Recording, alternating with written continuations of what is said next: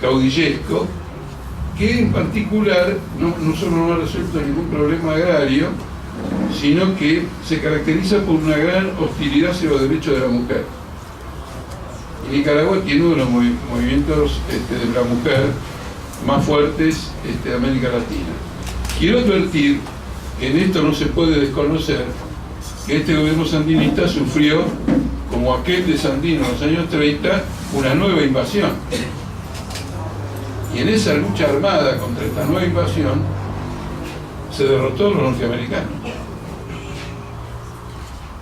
que estaban bajo el gobierno de Reagan. Invadieron Nicaragua, los llamados contras. ¿Saben por qué se lo digo? Porque hay mucha gente que dice, si no pagamos la deuda externa, ¿qué pasa? No pasa nada. Si los nicaragüenses derrotaron los contras, nosotros derrotamos a cualquiera que se atreva con la República Argentina. Es decir, no es la primera vez que los yanquis son derrotados en América Latina. Fueron derrotados en Cuba, fueron derrotados en Nicaragua, fueron derrotados en muchos lugares. Es decir, muchachos, levantemos un poco la moral, y no nos dejemos torsionar, como diría Cristina Kirchner, ni por los fondos buitres ni por el kirchnerismo. ¿No es cierto? Es decir, cuando hay un objetivo de independencia nacional, hay que llevarlo adelante, y lo que va a producir la victoria de esa independencia, autonomía nacional, es la cohesión del pueblo, de los trabajadores en la lucha por esa independencia nacional. El otro tema al cual me quiero referir es lo siguiente. Es muy importante que hayamos abierto un local. Muy tardíamente me enteré que hay organizaciones de izquierda que no están de acuerdo que haya locales. Ahora bien, si no hay locales, no estamos aprovechando algo por el cual hemos luchado mucho, que es por las libertades democráticas. Porque el valor de la libertad democrática es que le permite al movimiento obrero deliberar públicamente, intercambiar ideas, formarse. ¿No es cierto? Entonces, si uno lucha por la libertad democrática, si después no explota en beneficio de las masas la libertad democrática, está entregando al pueblo a la burguesía, que explota la libertad democrática porque tiene el dominio de los medios de comunicación. Y bombardea, y termina en un momento que termina repitiendo lo que ellos dicen, aunque no sepa exactamente lo que significa. Naturalmente, y tomo acá la introducción que hizo el compañero, este tiene que ser un lugar de organización de la lucha de la zona. Pero tampoco somos tontos. Muchos trabajadores que están luchando en la zona no podrían venir a este local en cualquier circunstancia, porque alguien nos debe estar fotografiando. Alguien debe querer saber. Un servicio debe decir, mira, lo del peor venir a un local, fantástico para nosotros, nos simplifican el laburo. En lugar de estar espiando por todos lados, nos instalamos mal que la Panamericana y fichamos a todos los luchadores. ¿Se entiende? Ahí está la inteligencia de la organización del local. Organizar una charla como esta, donde podemos discutir muy ampliamente, etcétera, y por lo tanto desarrollar todos por esa discusión, desarrollar la capacidad de lucha, y en la que están presentes compañeros que están luchando ahora. Y luego, en la organización de la solidaridad del trabajo, saber cuándo hacerlo en el local y cuándo no hacerlo en el local. Ahora, como consecuencia de que se produjo el 20 aniversario del atentado a la AMIA, surgió que hay un tipo de la CIDE, que ahora no me acuerdo el nombre, que fue colocado en la dirección de las entidades judías durante 15 años. Así trabajan los servicios. Macri armó una red de espionaje. Nilda Garré, Berbisky y Berni armaron el proyecto X. Es decir, que la conquista de la libertad democrática no quiere decir que hemos conseguido la democracia. Porque en la democracia nadie espía a nadie auténticamente. Cada uno es libre de hacer lo que quiere. No seamos ingenuos. Eso tenemos que comprenderlo. Y al mismo tiempo, no podemos caer en el infantilismo. Tenemos un dicho. Le pregunté a una compañera cuando entré cómo hacía ella para estar en blusita. Yo venía con 2 sacos y ahora ya sé cómo se hace para estar en blusita.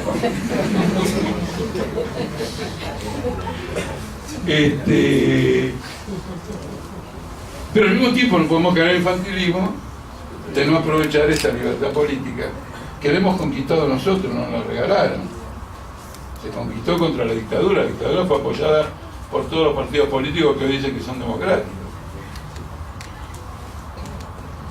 Entonces espero que este local sea un factor importante del movimiento obrero de la zona, del movimiento estudiantil, del movimiento cultural. Seguro que lo va a hacer, me doy cuenta que lo va a hacer por la disposición de los compañeros y por la claridad que tienen de las cosas que hay que llevar adelante, y hasta porque me alentó el compañero en la intervención con una expresión. Yo tengo un oído muy sensible y me gustó cuando dijiste el incipiente desarrollo de la izquierda. Muy bien, no hay que farolear mucho, el desarrollo todavía es incipiente, quiere decir que tenemos que meter, y me gustó mucho digamos esa observación. Así que adelante con el local. Tengo una opinión particular, creo que la luz de adelante debiera ser un poquito más blanca para darle una fisonomía más combativa, pero bueno, eso, como todas las cosas del Partido Obrero, se decide democráticamente, y en este caso por los que participan de este local. Miren, compañeros, volviendo al tema que realmente nos convoca, una mirada descarnada de la realidad señala lo siguiente: hay una crisis inmensa en la Argentina. Como la Argentina es un país capitalista y el gobierno es un gobierno capitalista, esa crisis se descarga sobre los trabajadores y hay despidos, suspensiones y toda clase de atropellos contra los trabajadores. No solo los despidos y las suspensiones, los jubilados están ganando 2.770 pesos. Y además, hay un aspecto que también es muy importante: no han corregido el sistema del impuesto a las ganancias y sectores inmensos de trabajadores están pagando lo que es en la práctica un impuesto al salario. Es decir, son los métodos con los que el capitalismo descarga las crisis sobre los trabajadores. Pero cuando uno mira el panorama político en torno a esta crisis, ve que cuando hay despidos en Gestam, la presidenta de Río Gallegos pronuncia un discurso denunciando a las fuerzas políticas que defienden a los trabajadores de Gestam. Entonces podrán cacarear mucho con lo nacional y popular, descubrir un busto de Evita y todo lo demás, pero son un gobierno reaccionario que protege a la clase capitalista en la ofensiva por el despido de la suspensión. Ese es el papel de los partidos capitalistas. Este es el papel que está jugando el gobierno kirchnerista. Los partidos que son oposición al gobierno kirchnerista desfilan regularmente por la televisión, hablan todo el tiempo por la radio, pero no se les ha caído a ninguno una sola palabra sobre defender a los trabajadores de LEA, defender a los trabajadores de Gestam, defender a los de Volkswagen, que ya se han anunciado despidos, y además defender a un montón de trabajadores que están siendo objeto de suspensiones y despidos, pero que no salen en los diarios porque sus empresas no tienen el porte de LEA o de Volkswagen, o de Valio o de Renault.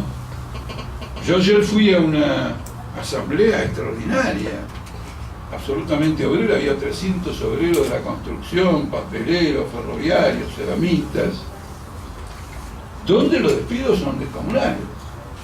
Pero ¿quién le da prensa a los despidos en una obra de la construcción? ¿Quién le da prensa al despido en una mediana empresa? ¿Quién le da prensa al despido en los precarizados? Pero es muy general. Sin embargo, no se le cae una idea a ningún partido de la oposición. Entonces, frente a una realidad dramática que vive la Argentina, lo que vemos es que solamente los partidos que integran el Frente de Izquierda y otros partidos de izquierda son los protagonistas de la lucha en defensa de la clase trabajadora. Y no solo son los protagonistas desde el punto de vista militante. Desde antes que comenzara esta ola de suspensiones y despidos, nosotros hemos presentado un proyecto de ley, primero en la legislatura de Córdoba y luego en el Congreso Nacional, que establece una salida al problema de los despidos y las suspensiones.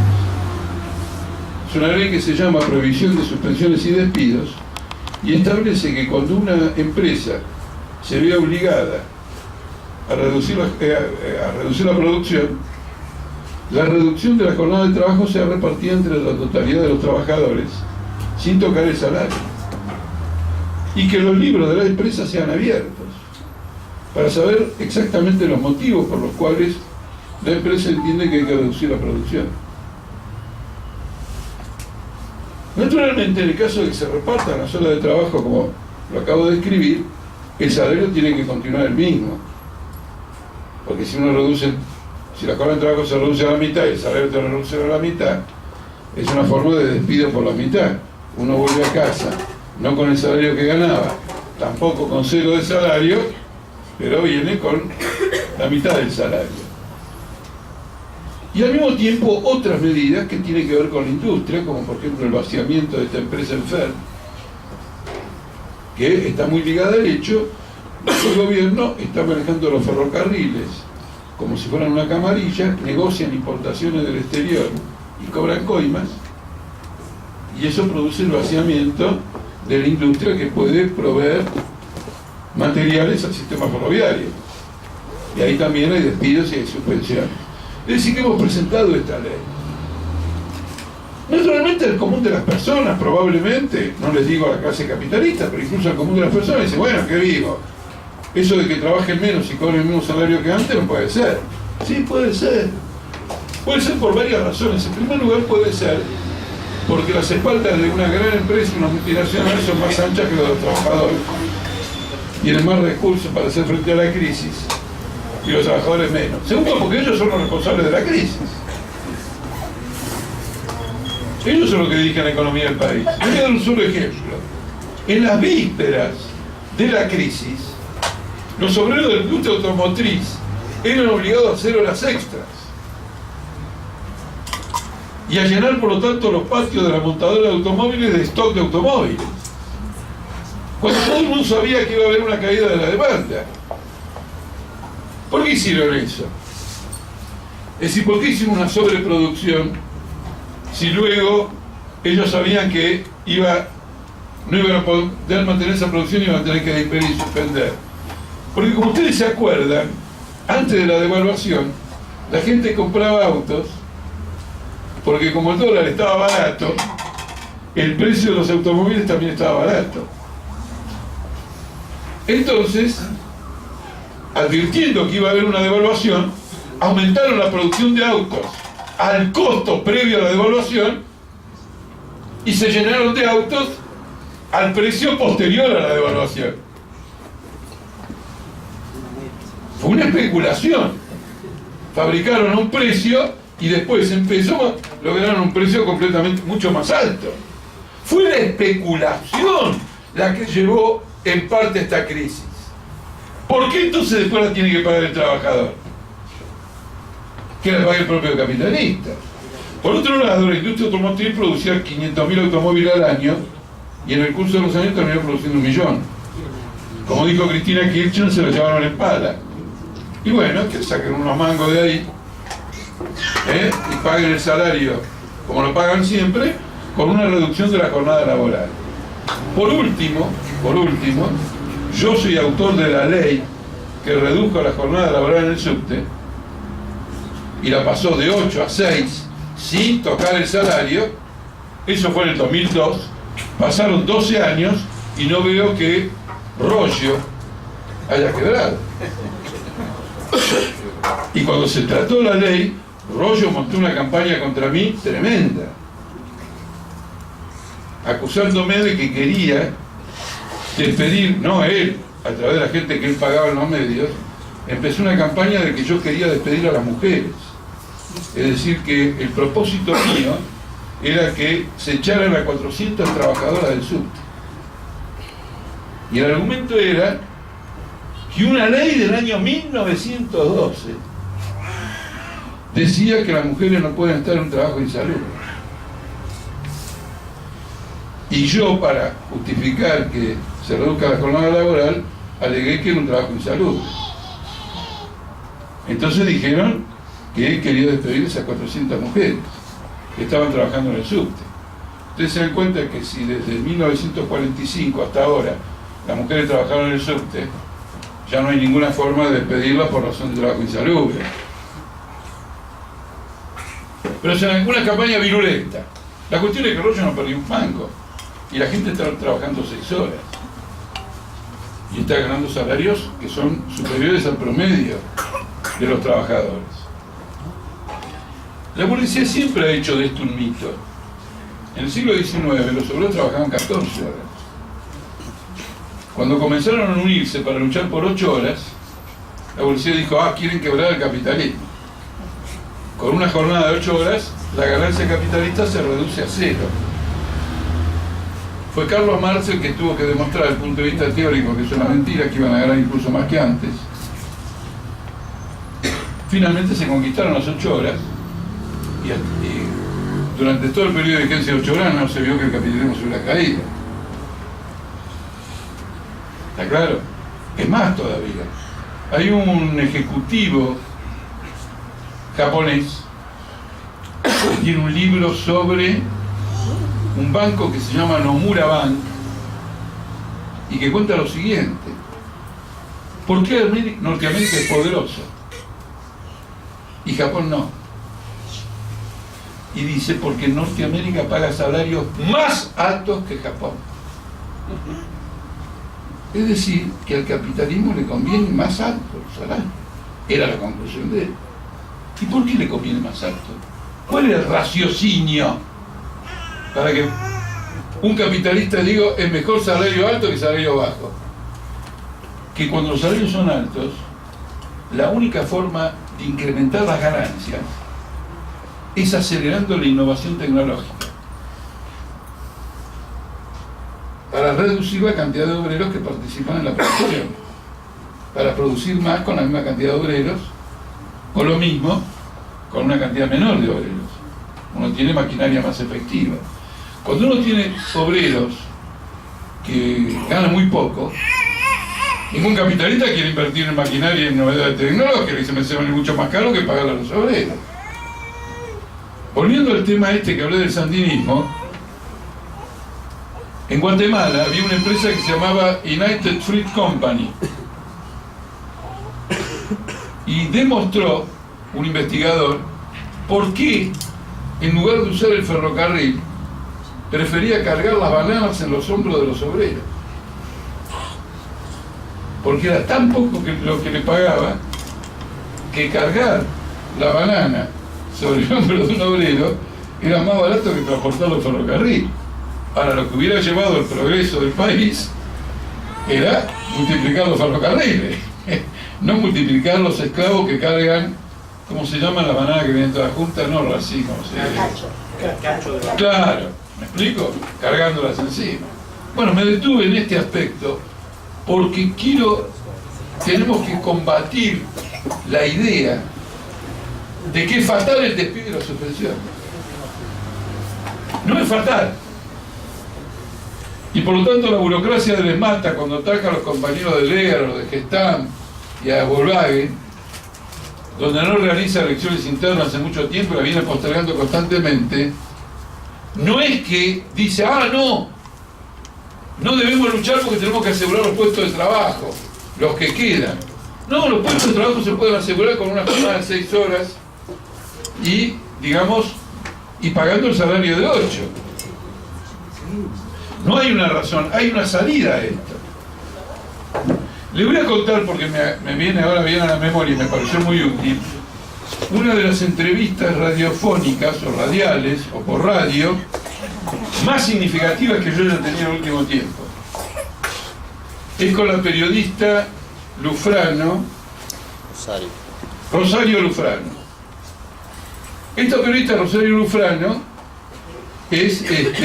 fue la directora de la TC, la directora de la TV pública, era kirchnerista. Bueno, hubo algún problema y rompió con el kirchnerismo la echó. Yo un día me encontré con ella y después de una entrevista nos quedamos a solas y me contó lo que era el kirchnerismo. Pero eso no lo vamos a comentar acá. Eso es para que incentivar otra charla en el futuro, porque si todo de una noche es un error en cualquier campo de la vida.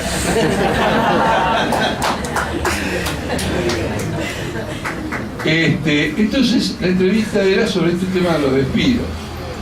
Y entonces ella me dice, pero los despidos son inevitables bajo el capitalismo. Impresionante.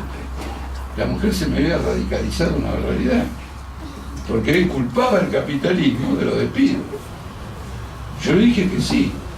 Y entonces me dice, entonces no se le puede poner remedio. Si no se destruye el capitalismo. Digo, en definitiva sí. Pero Rosario, le digo, usted está tomando una posición extremista. Y yo adoré ese momento.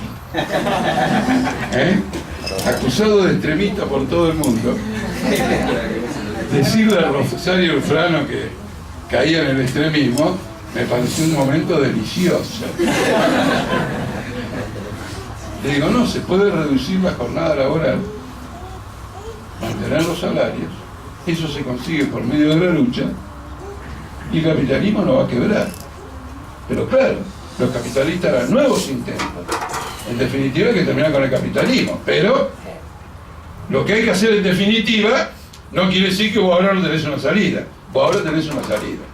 No solo tenés una salida, un partido revolucionario tiene que mostrar que las salidas se pueden desarrollar en el momento actual, porque esa es la carta por la cual después van a reclamar ser gobierno.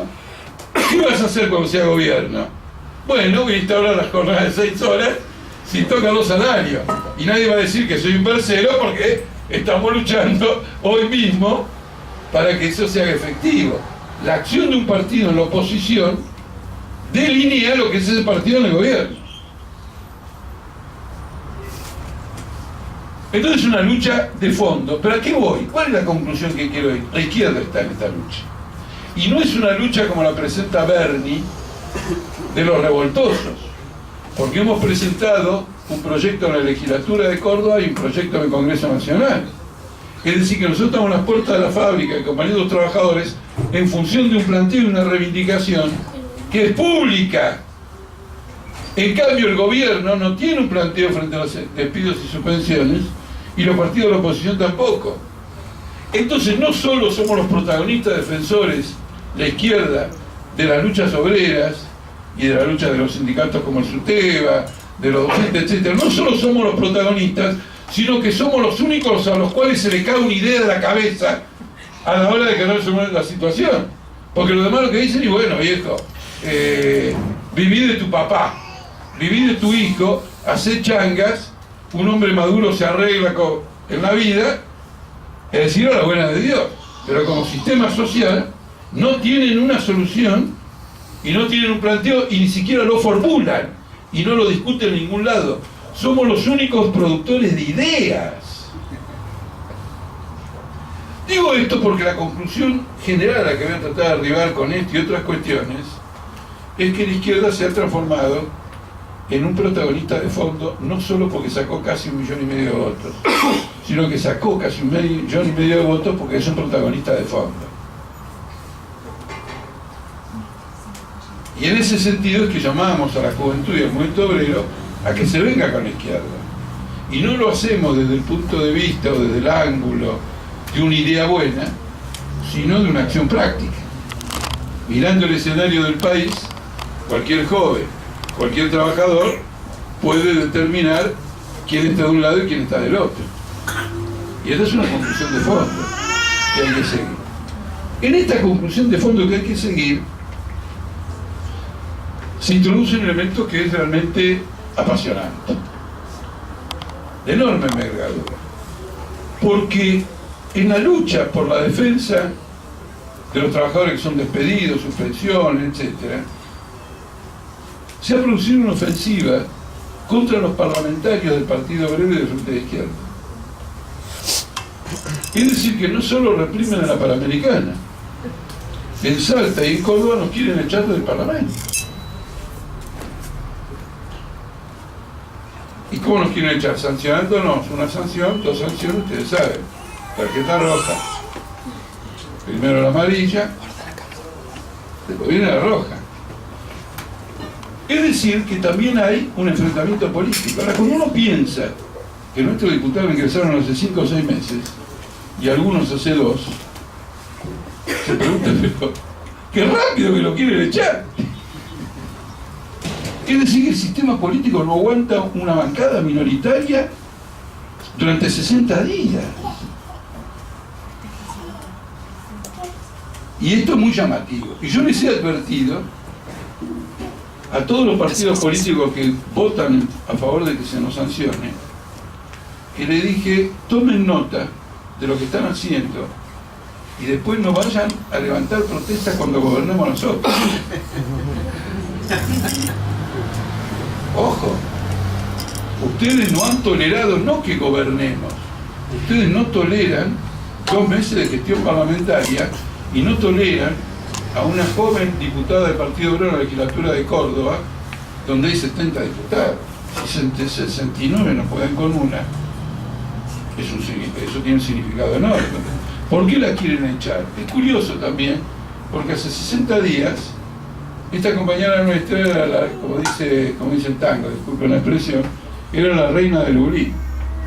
En el sentido de que cuando ella entra a la legislatura, toda la prensa saluda el ingreso de la primera diputada que nació en democracia. Es decir, que tiene 27 años. ¡Ay, qué lindo que es! ¡Ay, Cintia, la primera diputada nació en democracia! Ya 60 días después la quieren echar. ¿No es cierto? Es la más joven de la legislatura. ¿Por qué? Porque acompaña a la lucha, que no es solo de los trabajadores, sino un sector amplio de la población, contra la instalación de la planta de Monsanto, que es contaminante en la zona de Malvinas. Y es tan contaminante que ella se opone a un proyecto de ley favorable a Monsanto porque la justicia de Córdoba bloqueó la instalación de la planta de Monsanto. Y al haberla bloqueado, la única forma que le instale es que haya otra ley que, estableciendo otras condiciones, le permita a Monsanto hacer un nuevo pedido. Ella denuncia que esto es una maniobra para saltarse el bloqueo judicial y la votación sale 69-1. Y ahí la denuncian por acompañar las manifestaciones y las luchas y que eso no puede ser, etc. Y la quieren sancionar. Ahora, con anterioridad de Monsanto, ella presentó el proyecto de ley contra las suspensiones y despidos. Y con ese proyecto de ley participó de varios plenarios de la Unión Obrera Metalúrgica. Y cuando hay manifestaciones obreras, ella va y los trabajadores la incorporan a sus filas porque conocen el trabajo parlamentario que está haciendo. Es decir, que es un ataque contra la representación política. Es un sistema que está quebrado. No tiene la menor confianza en sí mismo. A su vez, al mismo tiempo, intentaron presentar una moción de sanción y sancionaron a los legisladores de Salta. ¿Por qué motivo? Por participar de la lucha de los docentes. Una huelga muy importante, al margen del sindicato, que triunfó. Lo idiota de todo esto es que la mayor parte de los diputados nuestros son docentes. Es decir, que tendría que estar ahí, aunque no fueran diputados. ¿Entienden? Y entonces viene la tesis, porque en Salta se discutió mucho, se expuso abiertamente, de que los diputados no deben salir de la legislatura. Que la función del diputado es adentro de la legislatura.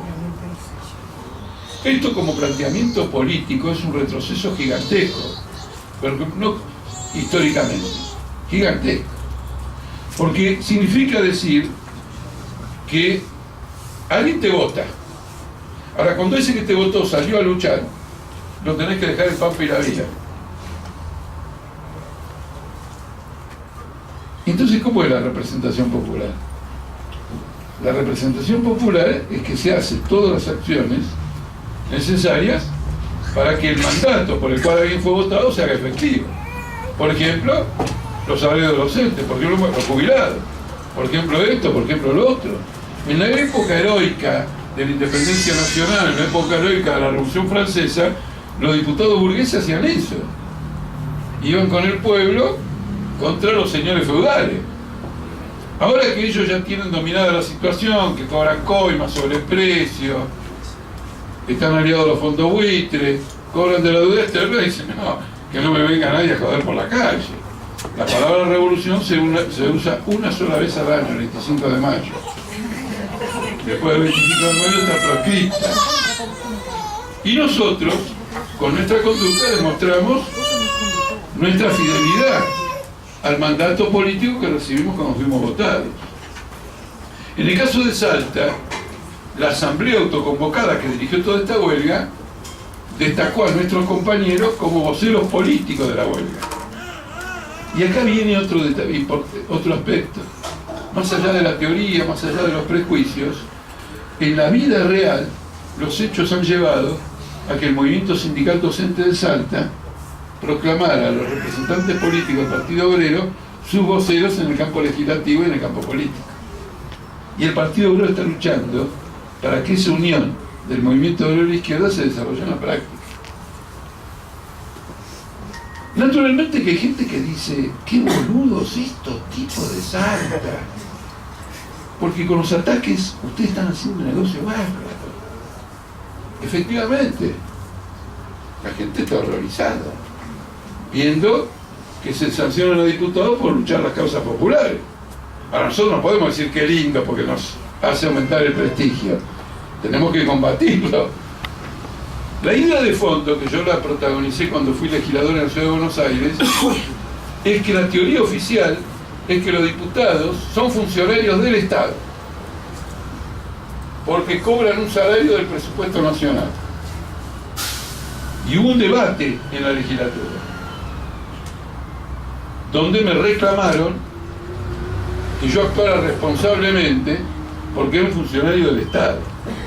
Y lo hizo una diputada muy destacada del peronismo. Cuando yo le respondí, le dije, ni muerto, ni muerto. Siempre voy a ser un representante del pueblo contra los atropellos del Estado. Cuando hay un conflicto entre el Estado y el pueblo, del lado del pueblo contra el Estado, no del lado del Estado contra el pueblo. Así que todos ustedes aquí son títeres de la burocracia estatal y no representantes del pueblo como debía haber sido por el voto que lo llevó a estar en esa situación. Como ustedes ven, a ver si logro transmitir lo que quiero decir. La lucha por el poder ya está planteada. Teóricamente, en los ámbitos legislativos, las fuerzas políticas se han alineado de esa manera. ¿Cómo debe ser el Parlamento? ¿Cómo no debe ser? Están todos de un lado, el Partido Obrero y el Partido Izquierda del otro. ¿Cómo debe ser esto? Pero no en una discusión, en un café usado a la noche, no, uno no tiene ningún programa para ese día, y entonces entra a discutir sobre cómo debe ser un diputado. Estos son discusiones políticas abiertas que movilizan a la gente. La consecuencia es que la última encuesta en Salta da el gobernador de Salta para las elecciones que se adelantaron para abril, que ya se viene. Las elecciones de Salta le dan el 28% de la intención de voto. Al ex gobernador Romero le dan el 26%, 2 puntos nada más de diferencia, y a Claudio del Pla, el sancionador, le dan el 24%. De manera que 6 meses antes de las elecciones, un poquito más de 6 meses, es un final cabeza a cabeza. Y el Frente de Izquierda, cualquiera sea el resultado, va a tener que desarrollar una campaña electoral en la provincia de Salta peleando la intendencia de la capital y la gobernación de la provincia. Es decir, en esos términos se plantea la lucha, se plantea, después vamos a ver el desenlace, pero se plantea en esos términos. Este es el cuadro político que nosotros tenemos que desarrollar, porque es obvio que esta gente no tiene libreto. No tiene libreto. Este incidente con los fondos buitres es una demostración cabal. Un gobierno que cree que la salida a los problemas de la deuda externa es pagar todo con más deuda. La consecuencia va a ser absolutamente terrible. Va a haber nuevas devaluaciones monetarias, nuevos estallidos financieros, situaciones muy parecidas desde el punto de vista económico, desde el punto de vista financiero, a las que se vivieron durante el periodo de la convertibilidad. Y en una situación de este nivel de contradicciones, de este nivel de crisis, se desarrolla una alternativa política de la izquierda. Cuando uno mira las encuestas, y acá viene mi reivindicación a la intervención que hizo acá el compañero antes, los que están posicionados para ser alternativa al gobierno de Kirchner son los de la derecha, no de la izquierda. Ojo, son los de la derecha. Pero son los de la derecha en algo que un burrero me entendería mejor, pero tampoco el tema es tan difícil. ¿No es cierto? Hay 10 caballos corriendo, hay uno que va adelante, otro que va segundo, y el que viene último, de golpe empieza a cortar la velocidad con el anteúltimo, empieza a cortar la velocidad con el antepenúltimo, y la gente empieza a observar, que realmente los que hacían el relato de las carreras de caballo, se viene perfilando por los postes. ¿Me explico? Esa es la carrera. Lo nuestro tiene celeridad. Ellos tienen tal ventaja que por más que lo nuestro tiene celeridad, sigue habiendo una ventaja considerable. ¿Me explico o no? Pero ¿qué va a hacer un nuevo gobierno con todos los problemas heredados? Yo, en las condiciones actuales de fuerzas políticas, en las condiciones actuales de crisis económica, al gobierno que sustituya a Cristina Kirchner no le doy más que 6 meses de vida.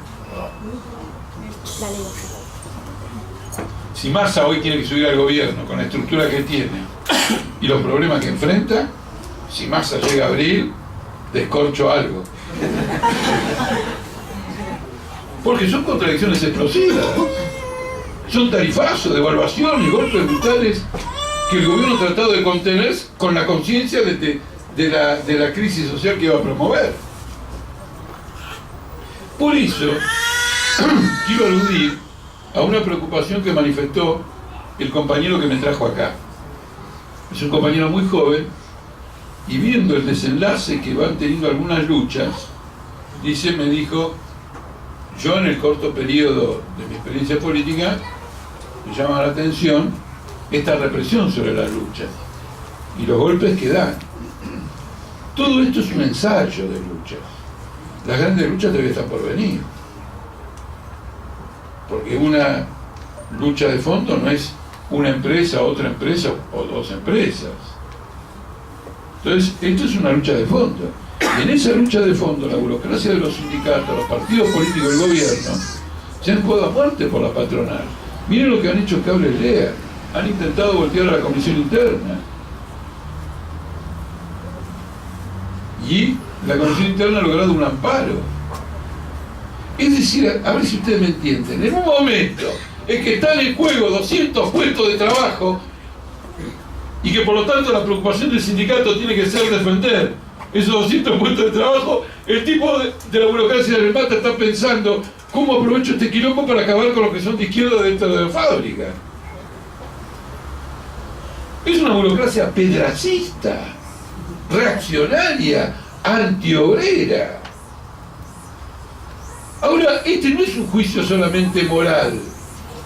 A ese extremo han tenido que recurrir porque se dan cuenta que el despertar de la clase obrera en esta etapa viene acompañado de una renovación política e ideológica que a ellos los excluye, que termina con el negociado de ellos. Obras sociales, empresas y todo tipo de cosas.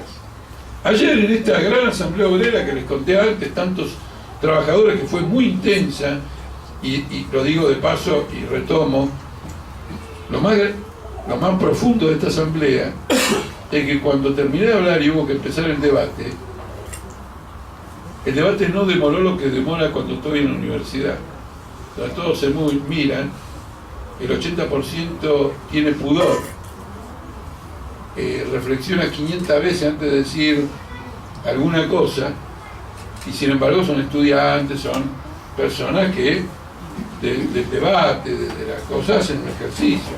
Ayer terminé de hablar y antes que dijera la última palabra ya había un obrero planteando problemas y un debate absolutamente descarnado y fenomenal, y era gente que había llegado a ese lugar, especialmente en el caso de los obreros de la construcción, pero de tantos otros obreros, gente que había llegado a ese lugar después de una jornada de trabajo agotadora, en que lo único que uno está pensando es volvemos a casa, vemos cómo están los chicos, tomamos algo y nos vamos a dormir, ¿no es cierto? Porque entraron a las 6 de la mañana a laburar y eran las 6 de la tarde. Digamos, si se dio, digamos, un debate tan descarnado. Hay un despertar de una renovación, y entonces la reacción del ESMAD es esta. Ahora, cuando la crisis avance más y abarque un sector mayor, más considerable de trabajadores, este tipo de procedimientos no sirve para nada. Entonces estamos en un momento crucial, y en función de este momento crucial es que nosotros hemos planteado, hagamos un congreso del movimiento obrero y de la izquierda. Es decir, mostremos esta realidad al país y mostremos una perspectiva de organización a un montón de trabajadores que no están incorporados a una lucha organizada, pero que tienen progresivamente que ser incorporados a esa lucha organizada. Y es una forma de tomar una gran iniciativa. Ya hemos visto que hay distintas tendencias de izquierda que están empezando a ver positivo esto y quieren formar parte de la convocatoria. Si nos ponemos de acuerdo, van a formar parte de la convocatoria. Nosotros pensamos que el liderazgo del Partido Obrero se tiene que demostrar en su capacidad, no en vetar a este u otro en una convocatoria. ¿Me explico? La convocatoria tiene una amplitud grande, pero como es una tarea compleja, hay que llegar a acuerdo en torno a una plataforma, que son las ideas que hemos formulado aquí y la potenciación que hemos formulado aquí. ¿Y cómo seríamos? Bueno, habría un planteamiento, habría una plataforma, se discutiría en asambleas en todos los distritos, lugares de trabajo, colegios y escuelas, y en esas asambleas, quienes vayan a ellas tienen que venir también con contribuciones, con planteos, reclamos, reivindicaciones, que puedan ser añadidos y agregados al programa. Los partidos políticos en general simplificamos un programa, obviamente, colocamos las ideas maestras, pero hay un conjunto de reivindicaciones y problemas que son absolutamente vitales y tienen que figurar. Ayer en esta asamblea de trabajadores ya recogimos 4. Entonces yo les pedí que cuando hagan una asamblea vengan más preparados con esas reivindicaciones y en lugar de 4 haya muchas más. A mí me parece que una asamblea de este tipo se tiene que parecer a una cosa que ocurrió durante la Revolución Francesa.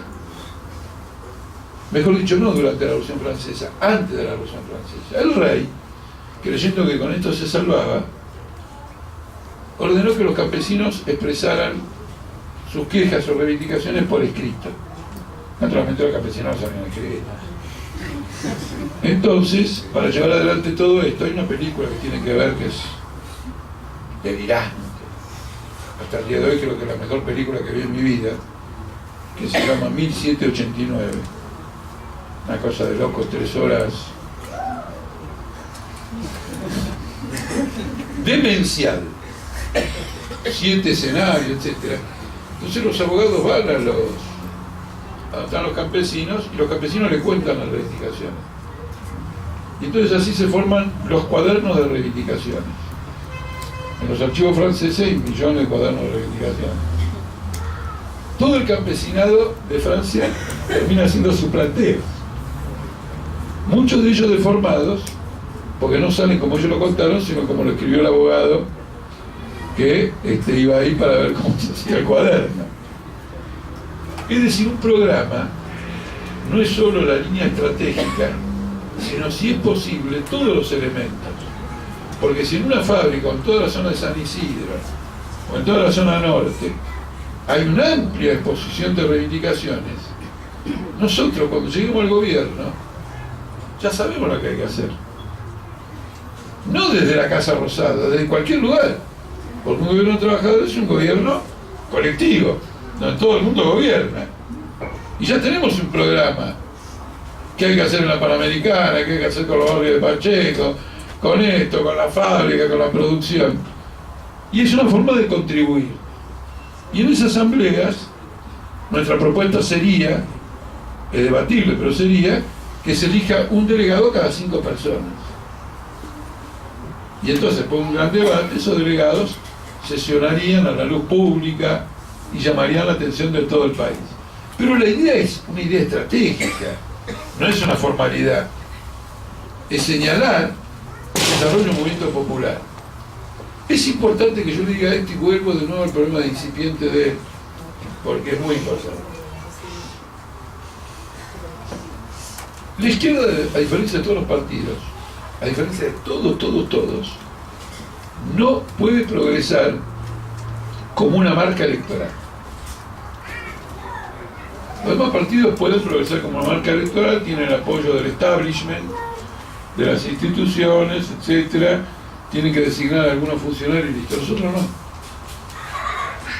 Porque el destino histórico de la izquierda es llevar a los trabajadores al poder. Si no hace ese trabajo de concientización, de organización, de modo que haya una identificación entre el trabajador y su proyecto estratégico del trabajador, que la izquierda permanentemente desenvuelve, la izquierda no tiene futuro. Es decir, que en un momento que llegamos a casi 1,5 millones de votos, yo les digo, esto no es lo principal, 1,5 millones de votos. Lo principal es lo que vamos a hacer con ellos. Porque lo que ha ocurrido es que una masa importante del país ha empezado a escucharlos. Esto es lo que ha ocurrido. Uno dice, bueno, nada más que eso y nada menos. Siempre habíamos sostenido que si lográbamos que nos dieran atención, dábamos vuelta a la página.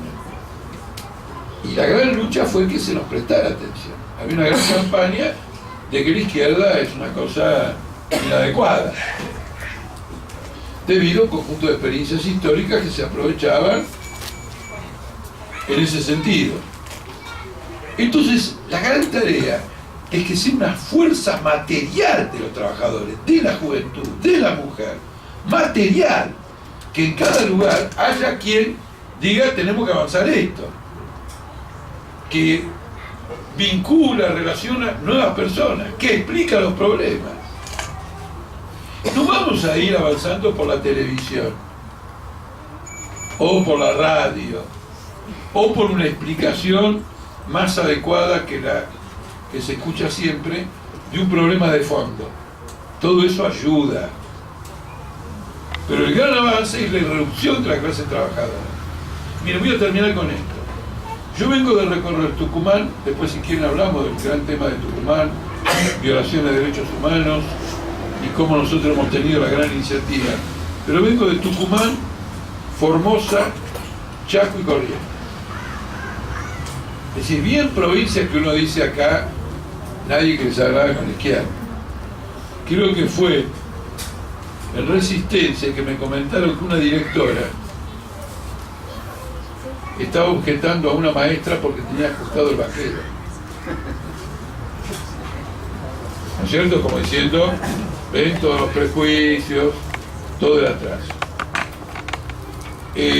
No solo los medios de comunicación demostraron así desesperación por saber lo que nosotros planteamos, y me entrevistó todos los medios de comunicación, sin excepción, en todo lado, y me corrieron, sino que las charlas fueron muy numerosas. 200 personas en Resistencia, 150 en Formosa, y variadas. Obreros, profesores universitarios, muy variados. En el caso de Formosa, incluso al mediodía, hablé en una asamblea de la principal fábrica, en la sede del sindicato del Tanino, ¿no es cierto?, de Formosa. Era impactante. Era impactante.